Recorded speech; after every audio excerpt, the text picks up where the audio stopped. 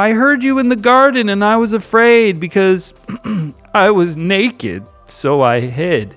That I relate to. I've never been someone that wants to go into men's change rooms. It's just because I'm insecure. Like I don't want to be seen naked, like in an intimate situation, cool, where somebody is pretending like they're into me. Welcome to Joel Reads Bible. We are reading through the whole entire Bible, and every episode is a chapter, and I make little remarks throughout. So far, we've had quite an interesting story. It feels a bit like I don't want to say fairy tale. So far, nothing is all that revelatory, but we'll see what happens. I've got high hopes. So we're here in Genesis chapter 3. Now the serpent was more crafty than any of the wild animals the Lord God had made. I haven't heard about the serpent, and I don't know if the serpent was one of the options to be Adam's helper, because I feel like you'd want a crafty helper. I mean, it depends what you're doing. If you're doing crafts, for sure. Serpents, of course, typically no arms, but they can do a lot with their tail. I mean, some of them are just good musicians. They have a rattle. He said to the woman, "Did God really say you must not eat from any tree in the garden?" Wait a second. This is interesting. Serpents talk. Now, not the ones that you and I know. I've never heard a serpent talk, but this serpent allegedly talked. This is also a long time ago, which things were maybe more evolved. Serpents may have had voice boxes. Christians have one issue that they have with evolution is that there can't be new information through mutation. Things can't become more complicated. They become less complicated. And that may have happened here. We may have had a more complicated serpent, and then over time, a mutation and evolution, serpents evolved to not be able to speak. The serpent also is aware of what God said to Adam, and now he is asking Eve about it.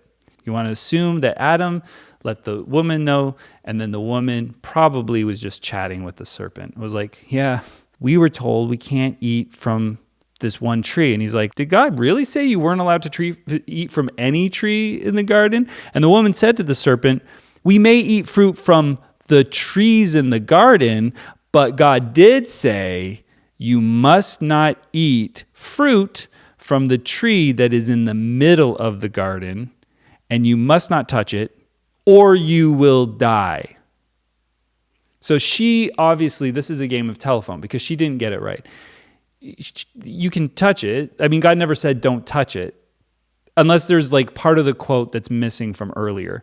You are free to eat from any tree in the garden, but you must not eat from the tree of the knowledge of good and evil, for when you eat of it, you will surely die. It is quoting itself in the next chapter, and in that quote, it adds, you can't even touch it. Maybe Adam was like, don't even touch it, okay? Don't eat from it, but don't even touch it, woman. I don't know why she's my helper. She's daft, You will not surely die, the serpent said to the woman, for God knows that when you eat of it, your eyes will be opened, and you will be like God, knowing good and evil. It is assumed at this point that Eve doesn't know good and evil. She doesn't get the concepts. That's a perfect world, not knowing. Like ignorance is bliss. You don't know good, but you're kind of like neutral. That's great. Or do we really want extremes? I mean, they're still naked. That must be nice. And they don't feel shame. They probably enjoy looking at each other. And probably the fruit does taste pretty good. But morally speaking, I guess that's what they mean by good and evil. It's morals. They don't have a concept of morality. Great. And this is also interesting that when you eat of it, your eyes will be opened. So I guess right when you eat it, your eyes will be opened. But it says here that when you eat of it, you will surely die. So right when you eat it, you will surely die. I mean, it's similar wording, so I think we can assume that right when you eat of it, your eyes open, you understand good and evil. When the woman saw that the fruit of the tree was good for food and pleasing to the eye, looks nice, and also desirable for gaining wisdom. It's so interesting that we look at the knowledge of good and evil as wisdom. Those concepts are moral questions, but knowing what is constructive and what is destructive, or what will cause suffering and what won't cause suffering, those are actually sometimes more difficult questions than you might imagine. Sometimes I'm going to go on little rants, and I apologize. By the way, if you like my little jokes or you like my little rants, leave a note in the comments to say, hey, we like that, or why don't you just read the thing and shut up? When the woman saw the fruit of the tree was good for food and pleasing to the eye and also desirable for gaining wisdom, she took some and ate it. She also gave some to her husband who was with her, and he ate it. Sometimes you hear that, it was Eve, it was the woman. She took it and then she brought it to him. She didn't bring it to him. He was standing right there. The serpent's like, hey, by the way, Eve, let me talk to the woman. She's the dumb one. And by the way, I'm not saying all women are dumb. The character of the serpent in this little skit I'm doing thinks she's the dumb one. He's like, let me talk to her. Stay out of this. And Adam's like, okay, just let me know when you're done. And he's like, you're going to actually be like God. You'll know good and evil, which you are a fucking child. You don't know that right now. What's she going to do? She's just like, okay, that sounds fine. She doesn't know if it's good or evil. They don't have a concept of that. I don't know if she's going to be held accountable in any serious way for this. I don't think she should be. She could still be basically a newborn. Namely, we don't have a timeline. But if the woman was made as a baby, Adam would have been an adult, and he had to wait till she grew up to be at least probably 9 or 11 or something like that. I don't know what is biblical. It doesn't really have an age cutoff, I don't think. We'll find out.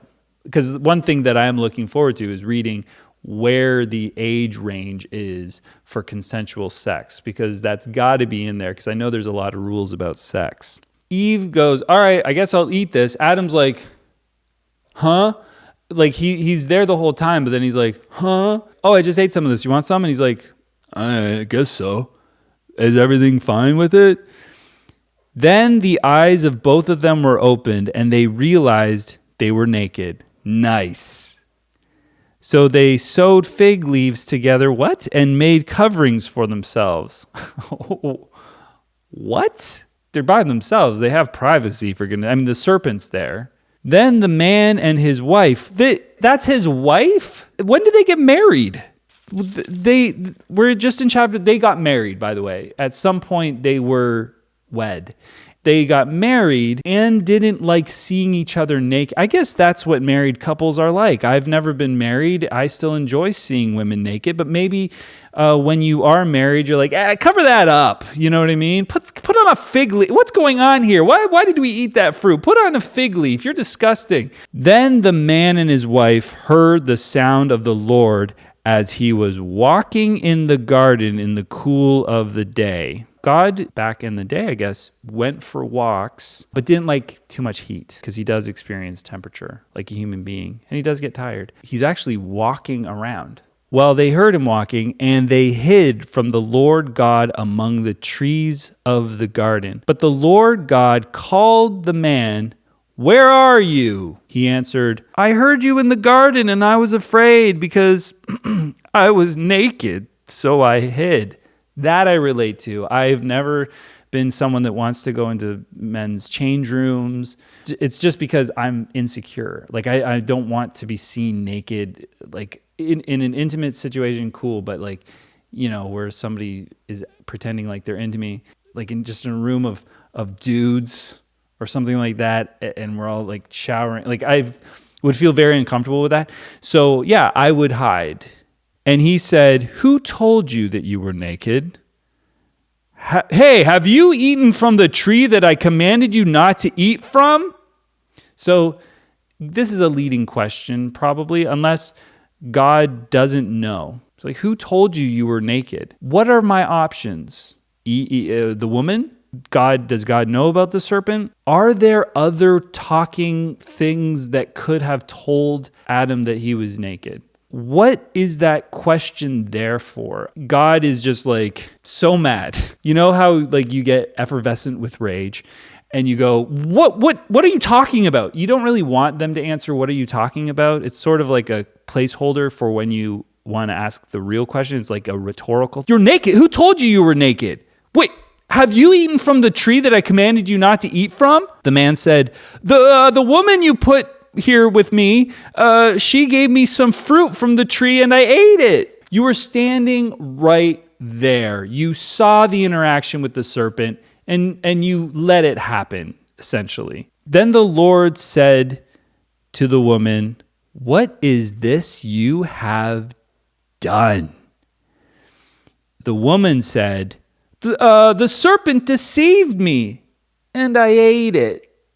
Well, the serpent deceived me. Now, what I don't get is that they do know about the knowledge of good and evil, but they haven't died yet.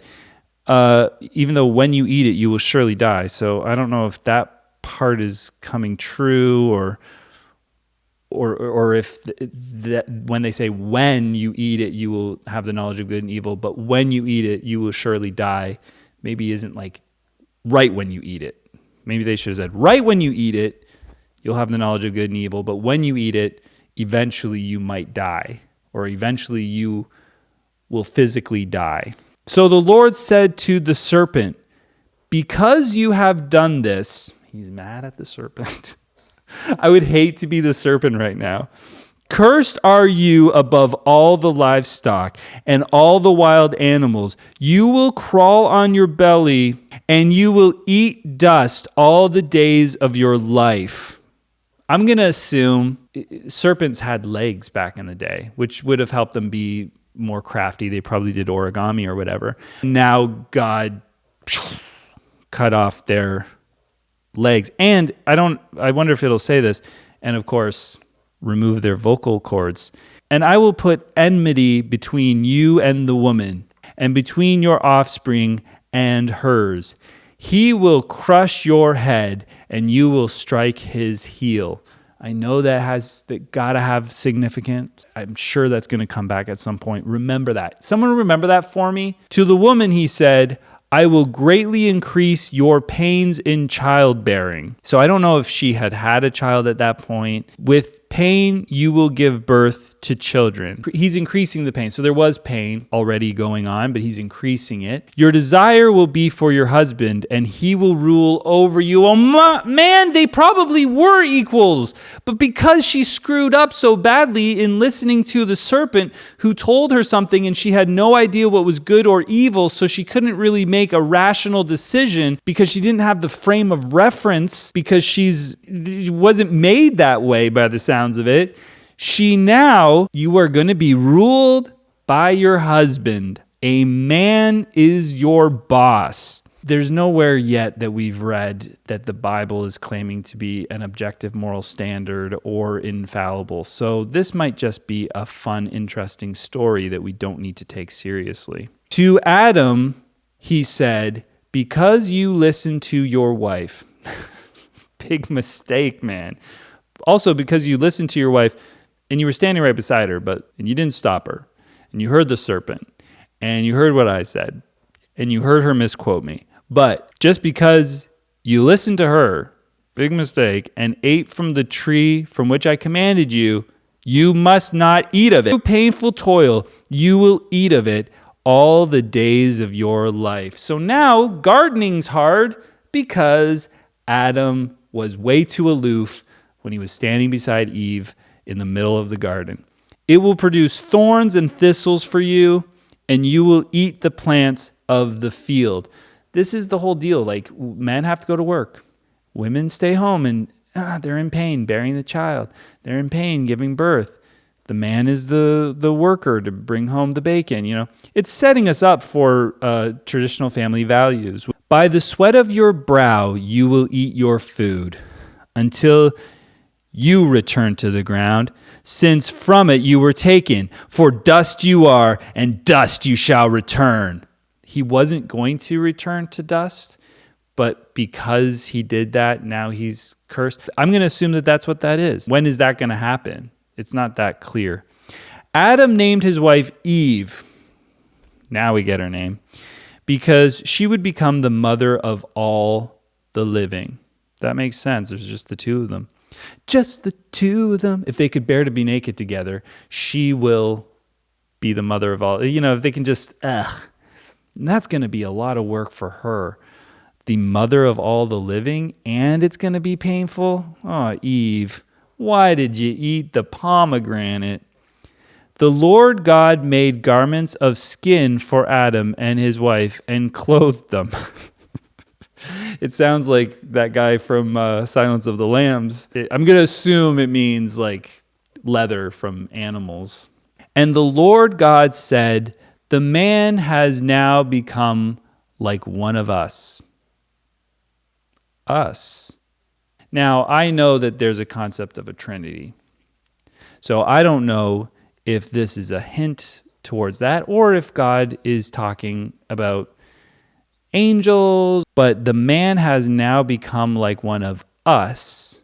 He must not be allowed to reach out his hand and take also from the tree of life and eat and live forever. See, this is what happens when you don't really read the Bible. If there's a tree of the knowledge of good and evil that Eve can stand by in the middle of the garden, then there must be a literal tree of life that they could have eaten from and lived forever.